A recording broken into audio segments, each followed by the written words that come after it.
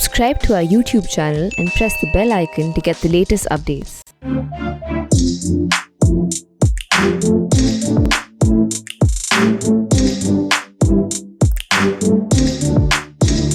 Hello and welcome to The Print. I have with me today award-winning documentary filmmaker and also an author, Mr. Iqbal Chand Malhotra. His latest book is a Bloomsbury publication, and we have nicely covered it for you. We are going to launch it in The Print's soft cover, and it's a wonderful book called The Red Fear, The China Threat. And it's a very timely book, I must say, when India is facing a lot of challenges from China and the fact that we are facing a border standoff, which is into its 6th month, I would say. But we are also seeing the kind of changes that's happening. But to begin with, Mr. Malhotra, if I can ask you, in what would you say in let's say in a shorter format about the book, and what made you sort of trace back the history to 15th century, which is something I think the readers would also want to know. It's very interesting to understand because we read a very less of Oriental history, but what made you go back to 15th century? Well, I have been studying the history of this Chinese Admiral Chung He, who was supposed to have, in fact, been the pioneer. Some people claim that he also discovered North America before Columbus. And I came across a very interesting insight about several years ago that he had, stolen the sovereignty of Sri Lanka. And he had kidnapped the king and taken him back to China. And then after the king of Sri Lanka had sort of accepted the suzerainty of the Chinese emperor, he'd been released and permitted to go back. So I began some research on that just out of a sense of curiosity.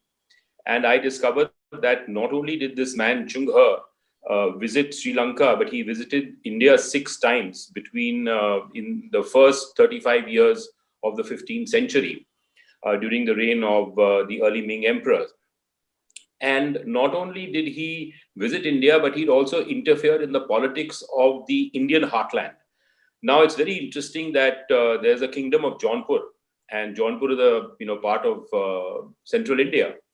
And this kingdom had a king called Raja Ganesh, and he threatened the Sultan of Bengal.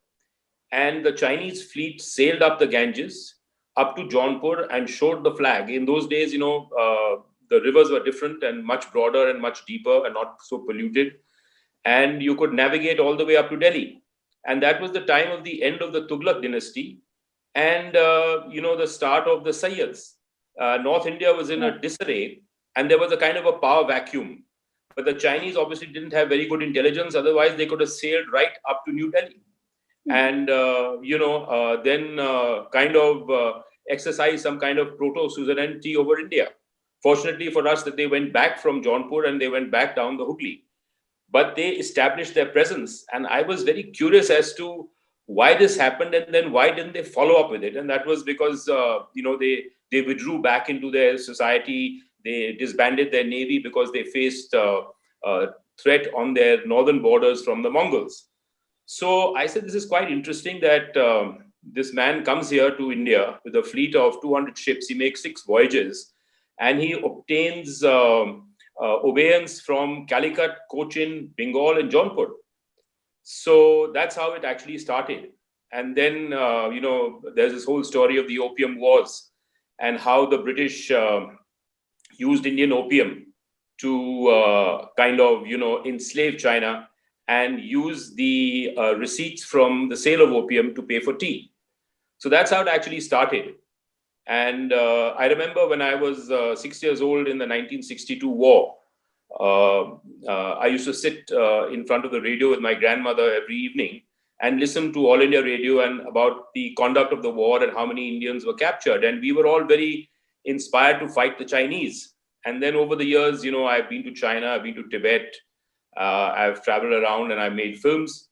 And I felt that last year that this was an opportune time to write about China because China was the elephant in the room. In fact, at my last book launch last year, I mentioned that fact that China is going to be on the center stage, and we are going to face this manifest challenge from the Chinese in 2020. And I was prophetic.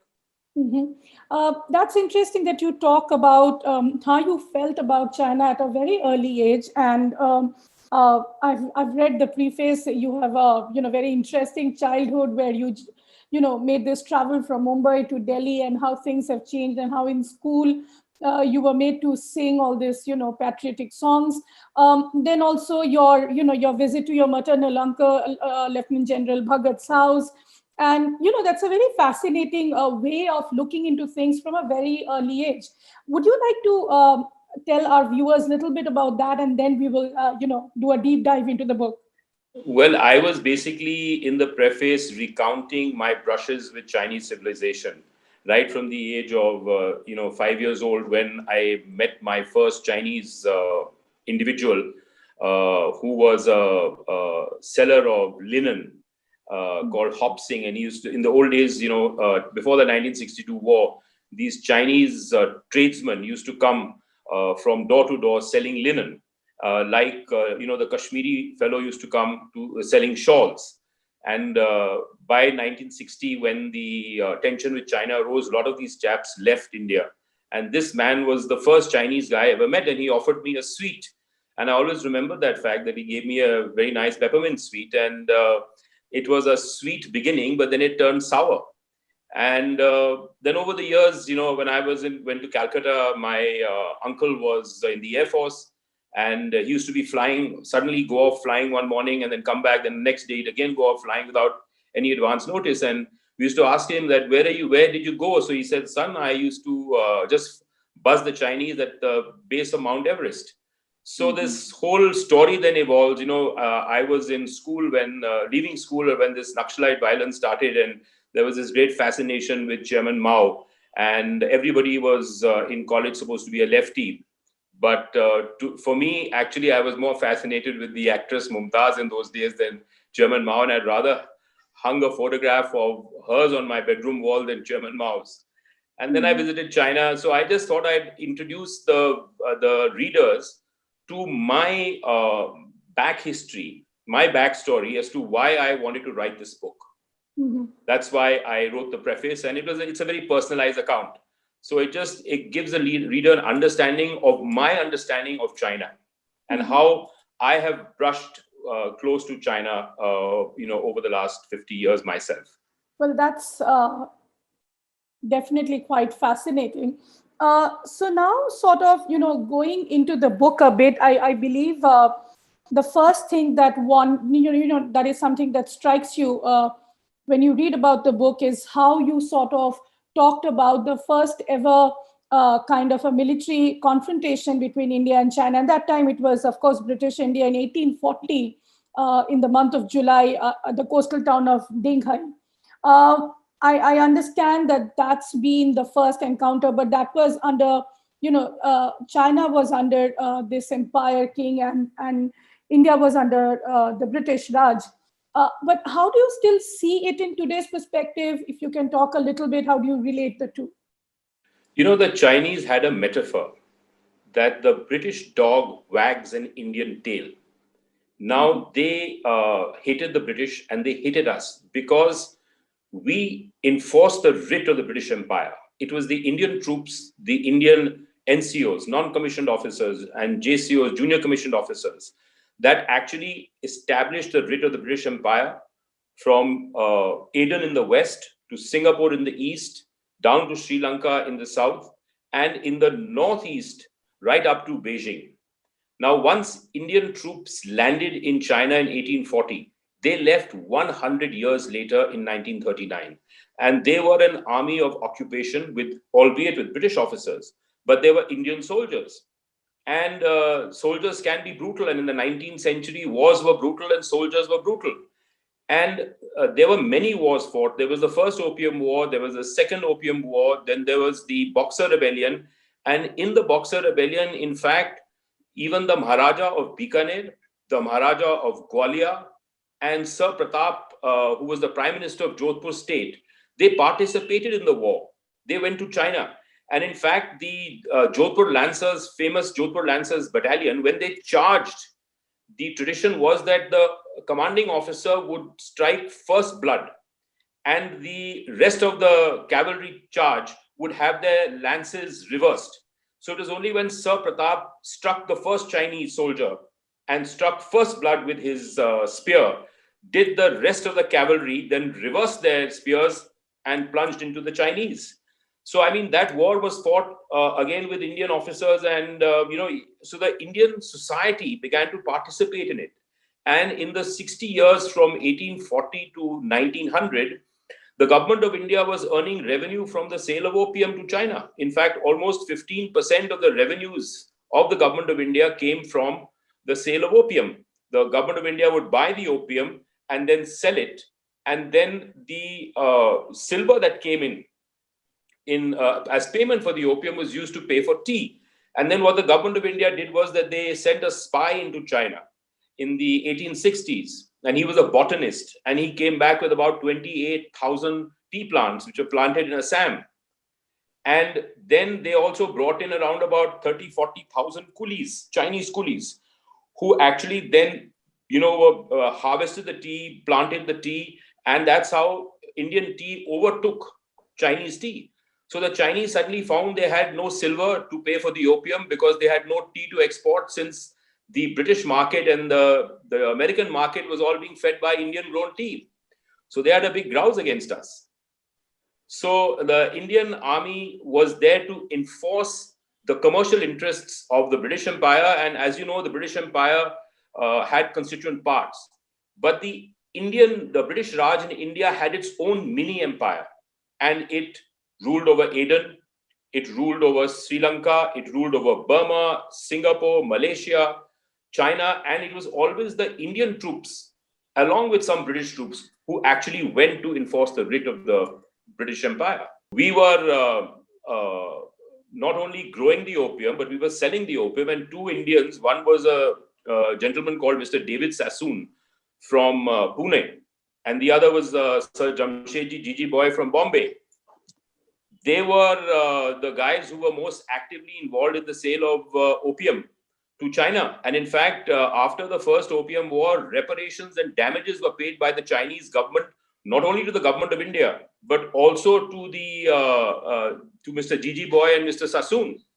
And they were then in the retail business as well. In fact, Sassoon had opium dens, which were run by his own family members and own members of his company. So it was a very big enterprise. And the Chinese actually hated us for having, in fact, completely, converted 25% of their population into opium addicts.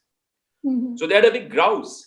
And there was a lot of humiliation because at the same time as this first Opium War Treaty was signed in Nanking, the Sikh Empire had encroached into Tibet.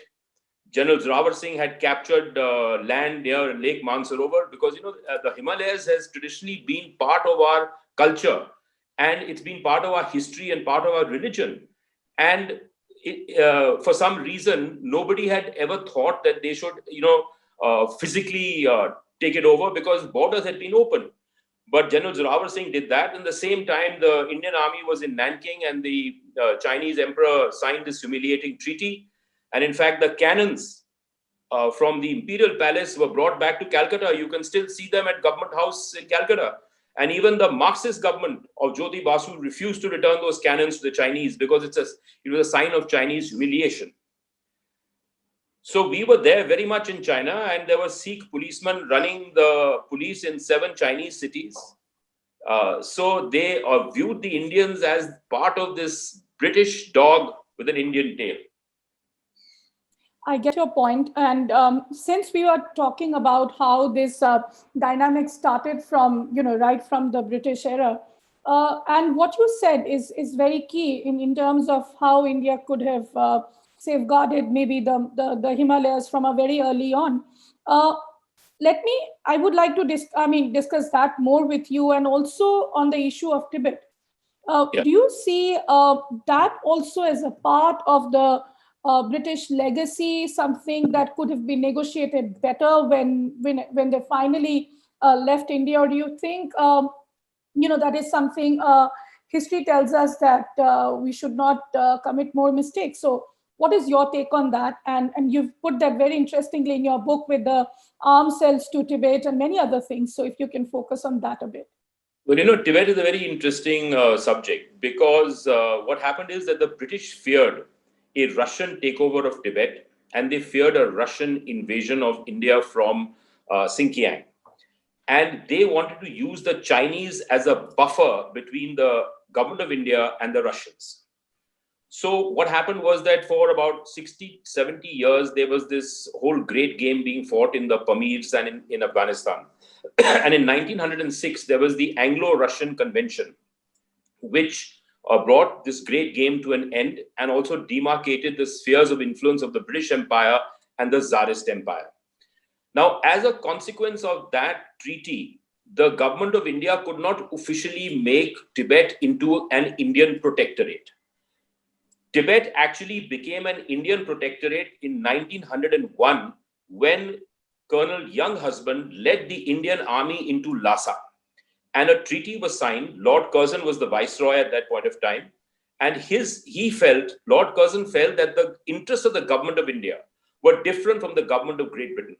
The government of Great Britain was interested in proto-suzerainty over China, but the government of India was interested in protecting its own borders and its own interests. So a treaty was signed, and the government of India was permitted to have 3 military escorts guarding 3 trading outposts in Tibet. The northern outpost was in Gartok, which is today called Yatung, and there was one in Shigatse, and there was another third one near the Sikkim border. Now, because of this Anglo-Russian treaty, the British could not officially say that Tibet was a protectorate of India, but it actually was a protectorate of India because India had extraterritorial rights over Tibet. As per the treaty we signed with the Tibetans in 1901, they could not pursue an independent foreign policy. They could not raise an army beyond a certain extent. They had to accept Indian troops in Tibet, and they had to have some kind of relatively unfavorable terms of trade with the government of India, because the government of India was interested that Indians got more benefits in trading than the Tibetans. And Indian currency was also accepted all the way up to Lhasa. So when we got independence in 1947, Mr. Nehru was very diffident about India taking over the mantle of the British Raj, because India was the successor state of the British Raj. And that's the views that Sardar Patel had.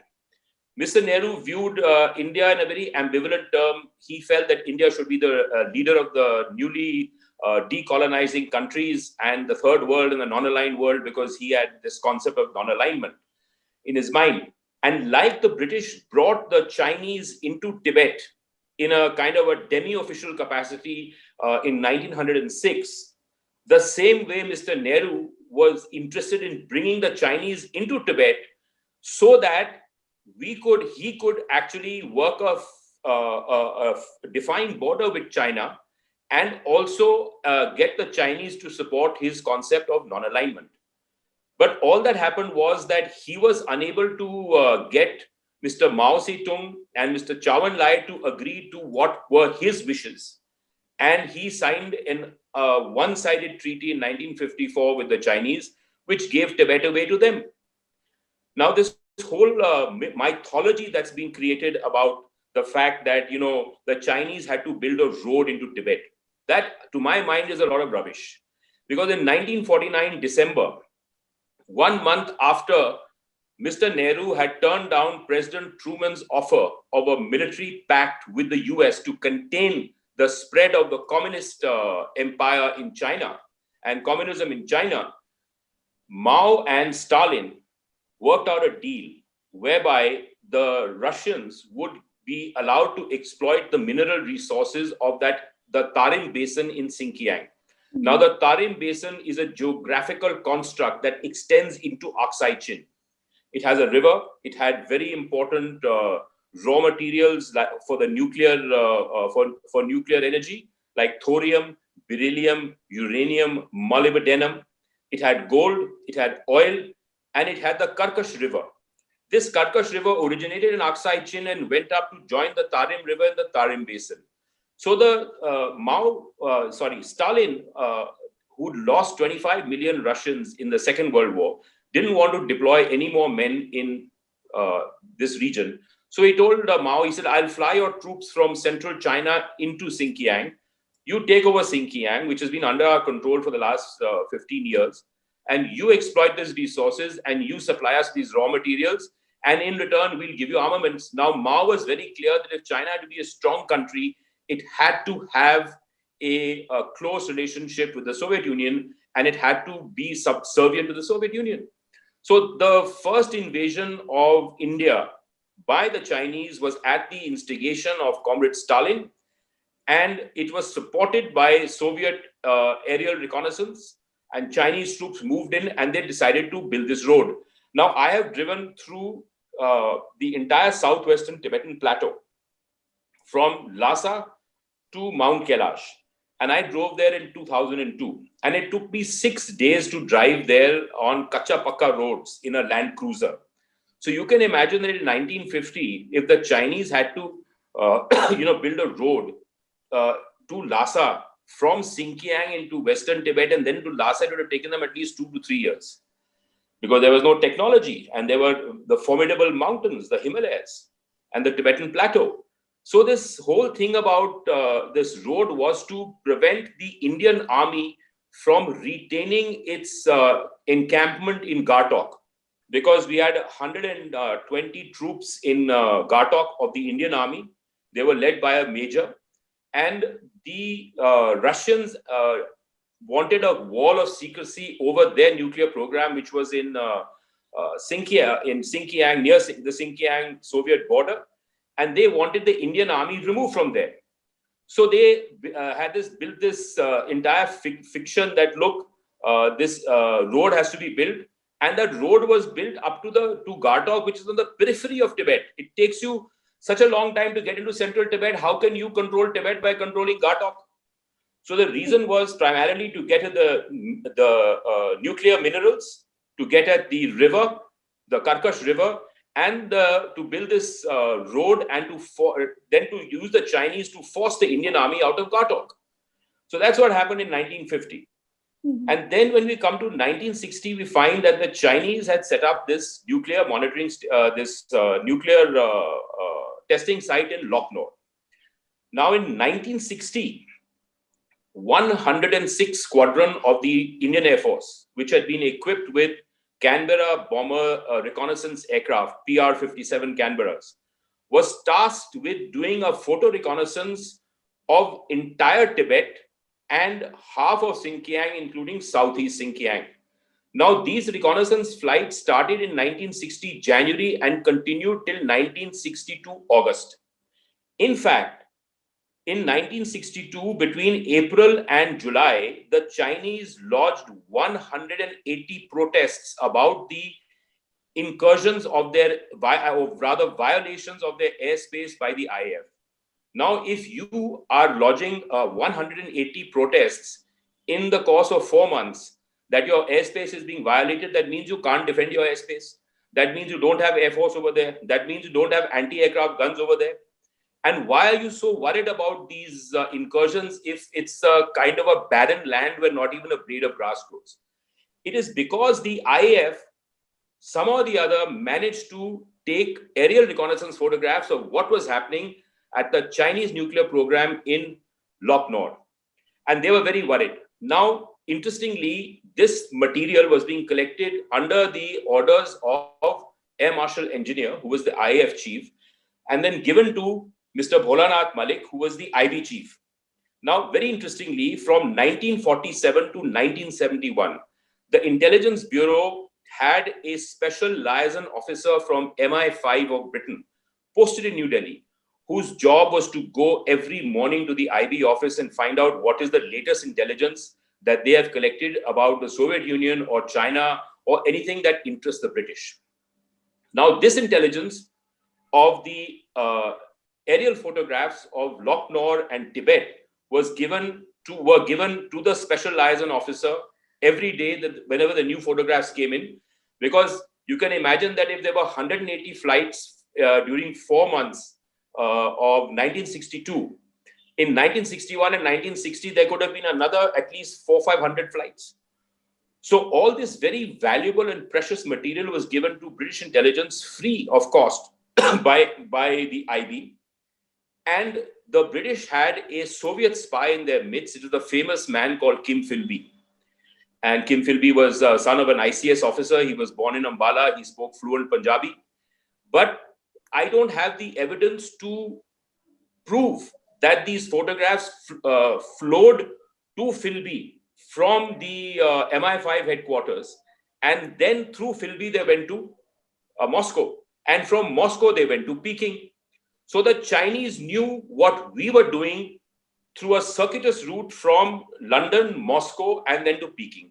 Mm-hmm. And the reason why Mao actually invaded Aksai Chin in 1962 was to prevent these flights from happening, so that the Chinese nuclear program, when they detonated their bomb in, I think, 63 or 64, would be unmolested by either the British or the Americans or the Indians. At that point of time, if we had wanted and we had bold political leadership, we could have bombed the Chinese nuclear sites at Lopnor. I mean, we were them. We were taking photographs, and the same aircraft could be used to bomb them.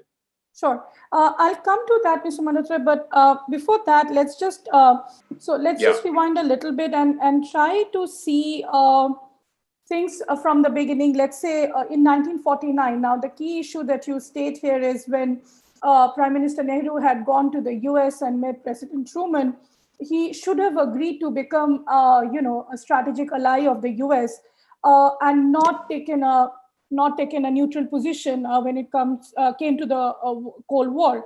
Now, my question to you would be, and you can say it from your book and how you sort of researched it.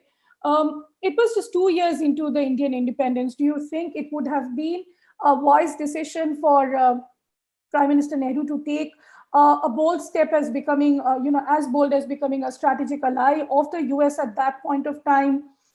Because we did not really know how the world would be shaping up post the Cold War. And we ourselves were just fresh out of, more than 200 or 250 years of British rule. How do you analyze that?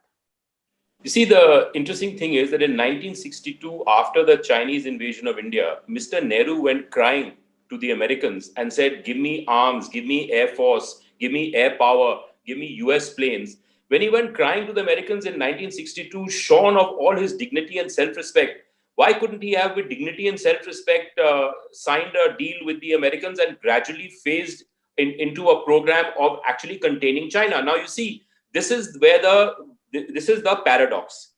On the one hand, he was professing non-alignment.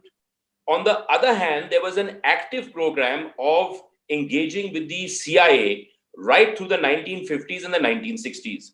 The CIA set up Establishment 22. The CIA set up the Aviation Research Center. The CIA set up the Special Center for conducting sabotage behind Tibetan lines. Right from 1952 to 53, clandestinely, the CIA was supplying arms with Indian assistance into Tibet. Who were the troops of Establishment 22 in the Special Frontier Force who have distinguished themselves in this year in the Galban Valley and in the Spangur Gap? These Tibetans were the same people from the Chushi Gandrug resistance that was fighting the communist Chinese in 1956, 57, 58, 59. And then they came into the Mustang region of Nepal.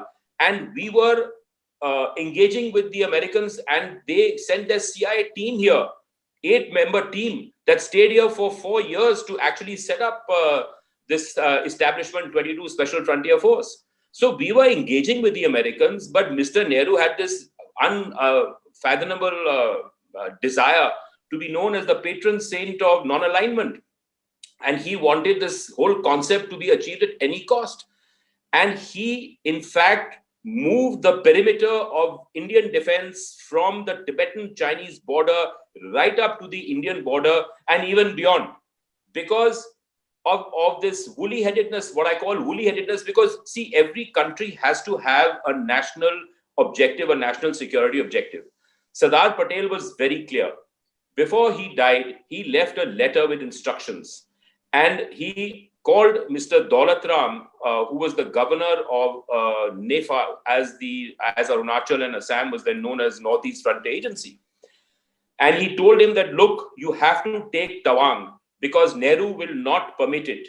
So Governor Daulatram, aided by the chief secretary of NEFA, who was one Parsi gentleman, they actually sent Major Bob Cathing into Tawang, and they retrieved Tawang and they consolidated India's hold over it. Otherwise, if it had been left to Nehru, even Tawang would have gone to China. So the point is this, that when you have an adversarial relationship with a country, you have been in that country for 100 years. You have been selling it opium. You have enslaved 25% of its population and made them into opium addicts. Their entire political class detests you because they believe that you're a running dog of imperialism. You're a running dog of capitalism. They are plotting against you. In 1950, they invade you. In 1952, General Karyapa sent a reconnaissance mission under Captain Nath, and that found out how much the Chinese had encroached into India. And Mr. Nehru kept on denying it. He kept on saying not a blade of grass grows in Aksai Chin. It's a worthless salt flat. Then why were the Russians and the Chinese so interested in it? The world knew what was happening, but he was like an ostrich burying his head in the sand. So my argument is this, that if you had to do that then, and you're doing that today, what did you gain by befriending China and building this entire edifice of non-alignment? Were you not interested in India's own security, in India's own development, in India's own growth? I mean, there's a trade-off that exists. You cannot pursue the interest and hand over security and hand over territory to the Chinese for the sake of non-alignment.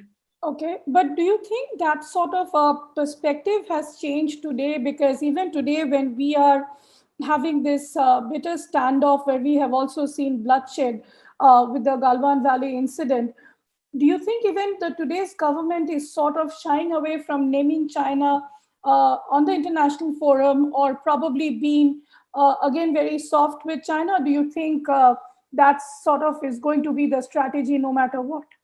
See, I think that the Chinese have penetrated into corporate India. And after all, all the 3G networks and the 4G networks in India have been built by Huawei. And Chinese companies have come into, apart from telecom, they've come into mobile phones, they've come into steel, they've come into automobiles, they've come into chemicals.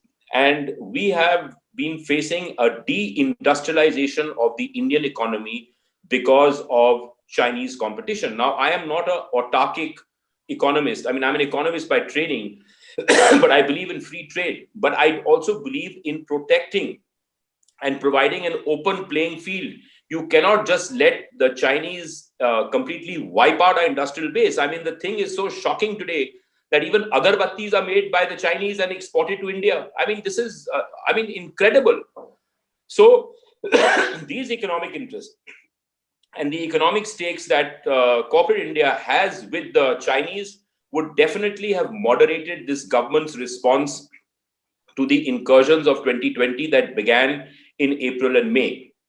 However, I feel, and this is my argument, that what changed the dynamic was the Ghatak commandos of that 16th Bihar regiment, who, to avenge the death of their commanding officer, attacked the Chinese in their camps and killed over 100 Chinese soldiers.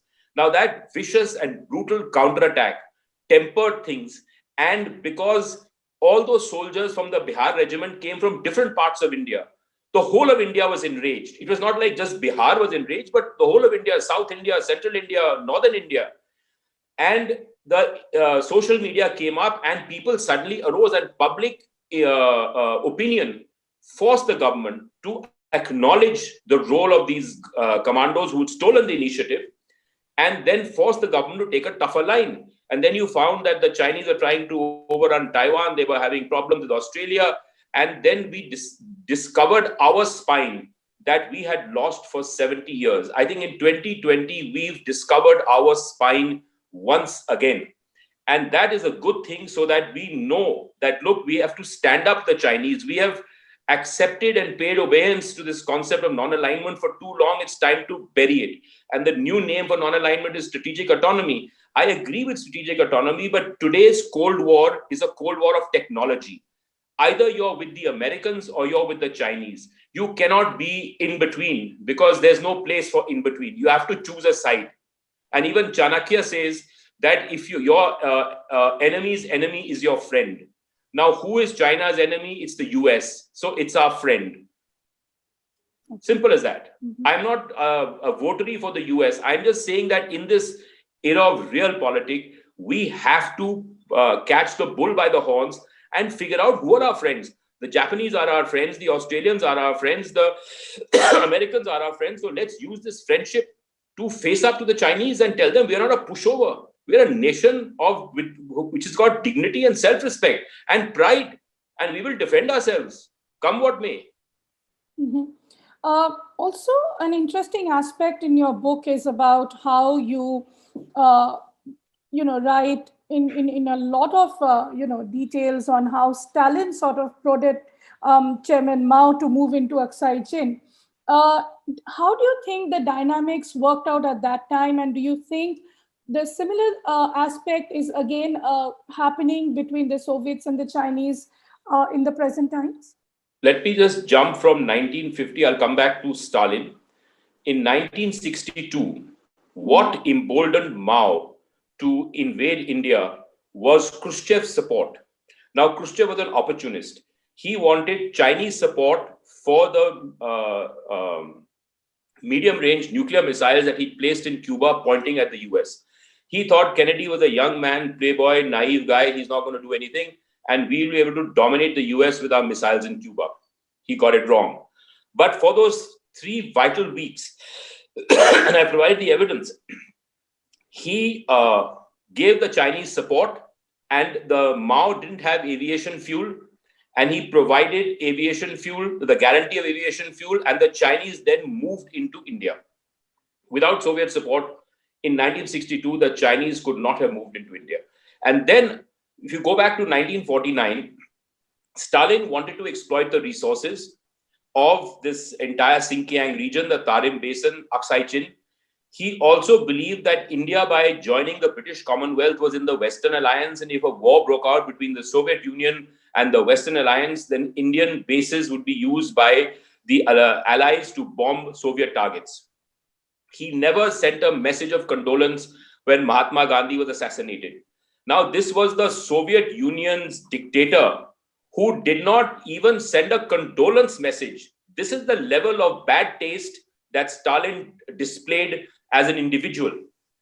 And till 1953, after all, you see, there's this great controversy about Subhash Chandra Bose and whether he died in the plane crash. And I've done 2 films that have shown the evidence that he went into the Soviet Union because he had no other choice. They had control over his wife and daughter.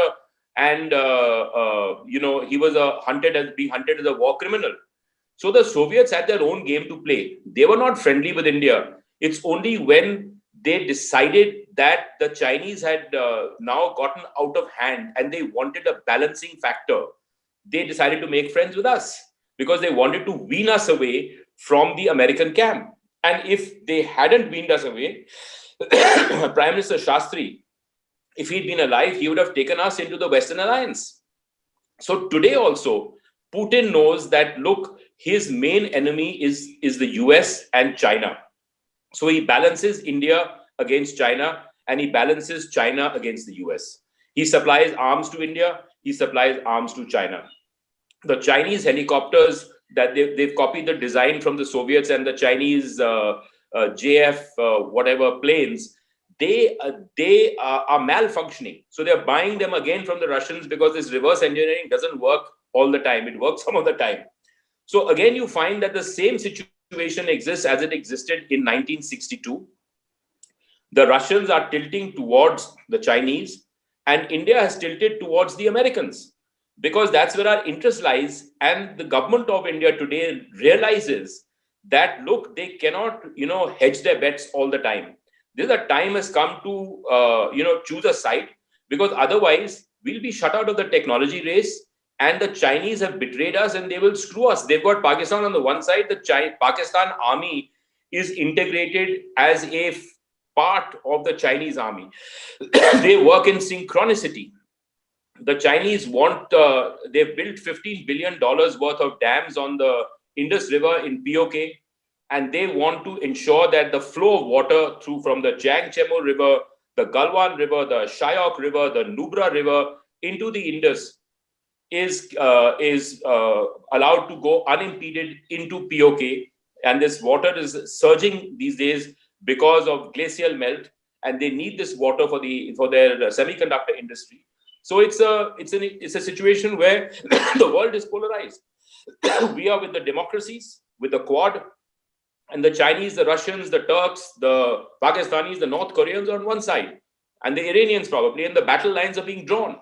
I mean, we are moving into this contest where there are two clear sides. And how this contest manifests itself, I don't know. It will probably play out over the next few months. But we do continue to depend a lot on Russia still when it comes to our defense purchases. How do you see that? Yeah, we do, because traditionally, we have been buying weapons from Russia, and they've been the only country that's been willing to sell us those sophisticated weapons. And we owe a debt to them. Definitely, they've helped us out. They've helped us out in 71, but then they've also extracted their pound of flesh. So, I mean, we have to now, if we are going to, integrate, and this new BECA agreement that's been signed means that Indian communications have to integrate with American communications. So we'll have to start now buying more and more Western weapons and fewer Russian weapons.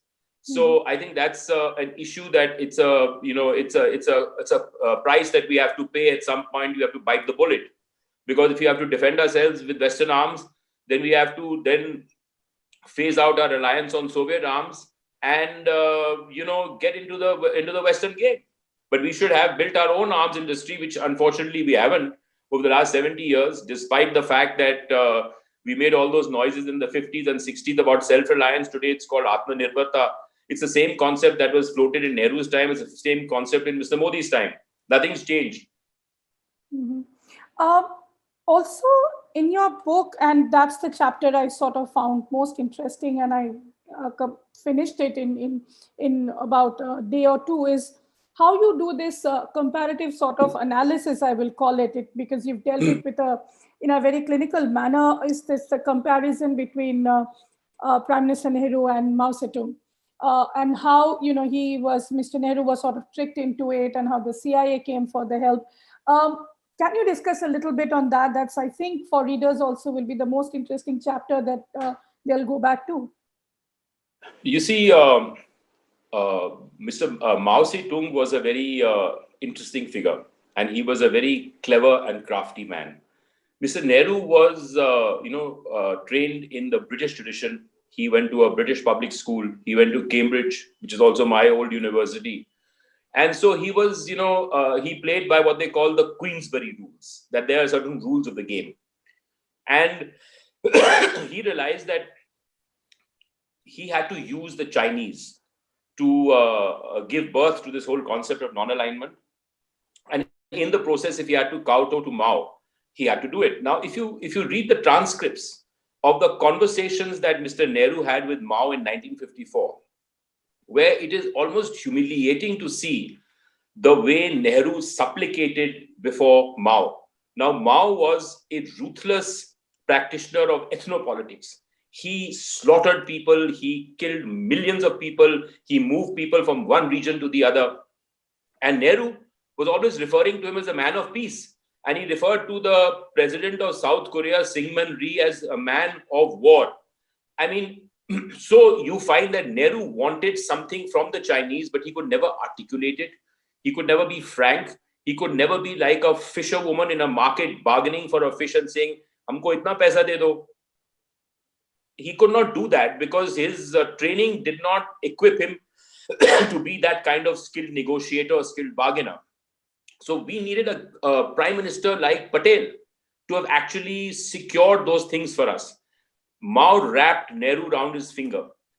However, what was happening in between was that Mr. Malik, Bholanath Malik, who was the IB chief, he was an anti-communist and pro-American. He was undermining Nehru from within. The Americans were also undermining Nehru. If the government of India had used the Air Force in 1962 in the war against the Chinese, we would never have lost the war. We would have defeated the Chinese. But Mr. Malik, Bholanath Malik, wanted India to lose, because if India lost, then he could have implemented his pro-American plans. And his pro-American plans were that all the intelligence agencies to be set up had to be set up with American help, which was the ARC, Aviation Research Center, Establishment 22, and the Special Center. Mr. Galbraith wanted India to lose so that India would come right into the American camp because there'd be no other choice. So this was what was undermining Nehru from within. Also, there was Mr. Krishna Menon, who was the defense minister, who believed that if the Indian army was allowed a free hand, it would become so strong that, and they would win the war against the Chinese, it would become so strong that it would conduct or execute a military coup like the Pakistan army had done in Pakistan. So right from the start, Mr. Nehru regarded the Indian army as a vestige or as a remnant of British colonialism. And he wanted to undercut and tame and downsize the army and humiliate it in such a manner that it could never realize any latent, dormant political ambitions. So when the army was so demoralized over 10, 12 years, how do you expect them, any decisive leader in the army, any decisive general, whether it be Thimaya, whether it be Thorat, whether it be Karyapa, all of them were undermined by Nehru. And he brought in weak generals to lead the Indian army. And he brought in an Army Service Corps officer, Lieutenant General Kaul, who knew nothing about fighting battles, to head an infantry detachment in Nefa.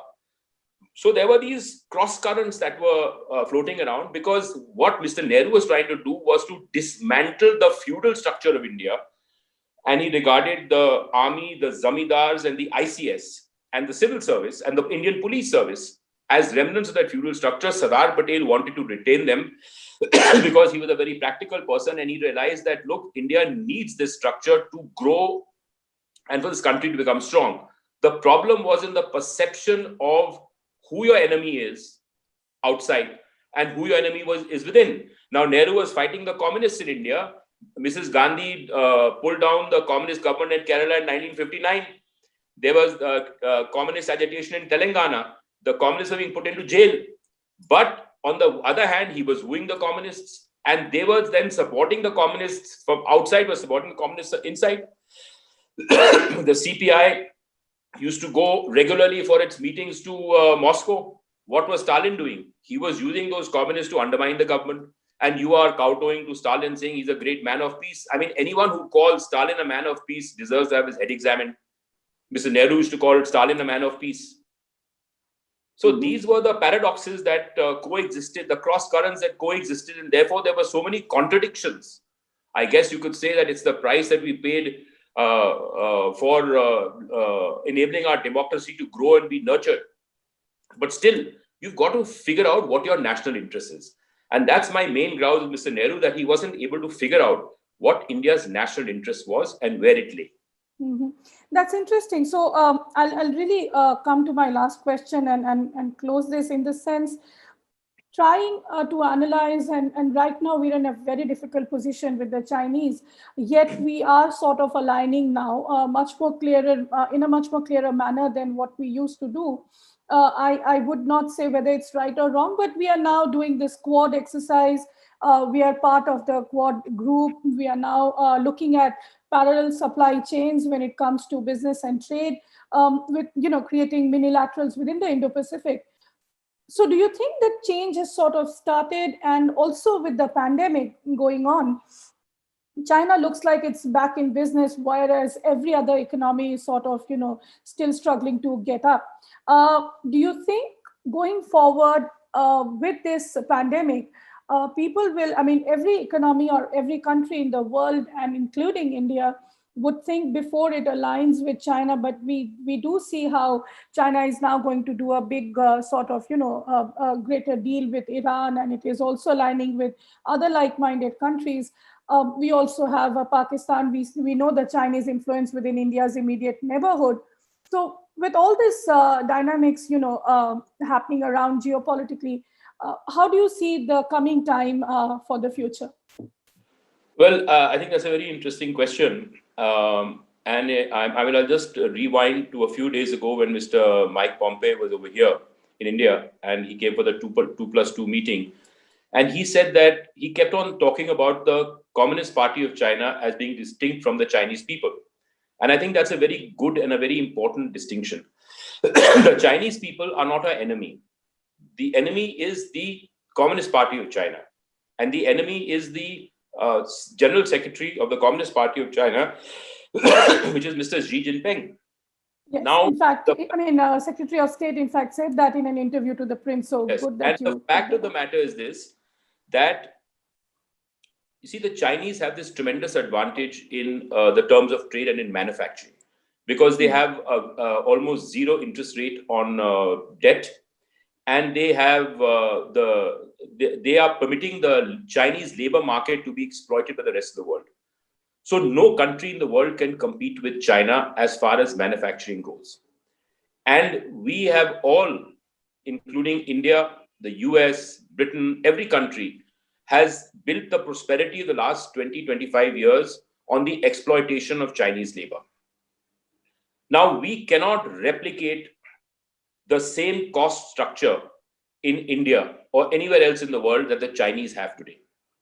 We have to buy from China, but we also need to sell to China. China needs to buy from us, and China needs to buy from us on the same kind of terms that it sells to us. So I think what we are going to see, what the purpose of this alignment of the Quad is, where you've got the French who are also knocking on the doors to join the Quad, you've got the Germans coming in as well. They realize that the problem has arisen because of the surpluses that have been generated as a result of China's trade with the rest of the world. These surpluses are now being misused by the Communist Party of China to expand Chinese presence and to become the #1 dominant global power, the center of the world, the center of the universe, which was the concept of the Great Unified Empire, which was first expressed in 700 BC during the Eastern Zhou period of Chinese history. Now, the fact of the matter is this, that we need China as a low-cost manufacturing base. We will develop other supply chains. We will build up our own industry. We will do all these things in India. But as you know, India is a very complex society, and it's very difficult to push through things and laws and regulations very fast. We can't react so fast. It takes time for us to react. We had two pioneering people who saved us. That was Narasimha Rao and Dr. Manmohan Singh in 1991, and enabled this success story to take place. Now, we can't let this fritter away. So I think what the Quad and the expanded Quad is going to seek to do is to see that how the regime can be changed in China, because that's the only way out. It's only when this clique of Xi Jinping goes, that and a new clique comes in, that renegotiates the terms of trade. There'll be a new general agreement on trade and tariffs. There'll be new terms of trade, which will not be weighed in China's favor, but will be weighed equally and equitably with the rest of the world. Because we can't run up trade deficits of $50-60 billion every year, because we are paying the Chinese to arm themselves against us and to arm the Pakistanis against us. If you look at it, where's this money going? It's going to China. So how do we rectify this imbalance? This is the most critical issue that this government needs to address, that how do you rectify this trade imbalance? How do you bring it down? How do you develop alternative supply chains? And how do you actually use countervailing pressure to force the Chinese to change the terms of trade with which they trade with the rest of the world? And I think this is where the help of America, Germany, France, Japan, Australia, Vietnam, Singapore, Malaysia, every damn country in the world will be needed to actually bring this about. Mm-hmm. Thank you so much for that fascinating discussion, Mr. Malhotra. I'll once again show the book. This is Red Fear, the China Threat, and it's an interesting cover, I must say, a Bloomsbury India publication, and this was the print soft cover. Actually, I designed the cover myself because I'm, a filmmaker. So of course. Wow. And so I wanted the red flag and the coronavirus and the history all to be reflected in those images. Mm-hmm. And that is why it is sort of standing out in the bookstores also if you visit some of the key bookstores in the country. But thank you so much for speaking to us. You please take care. Thank you, Naina. Thank you so much.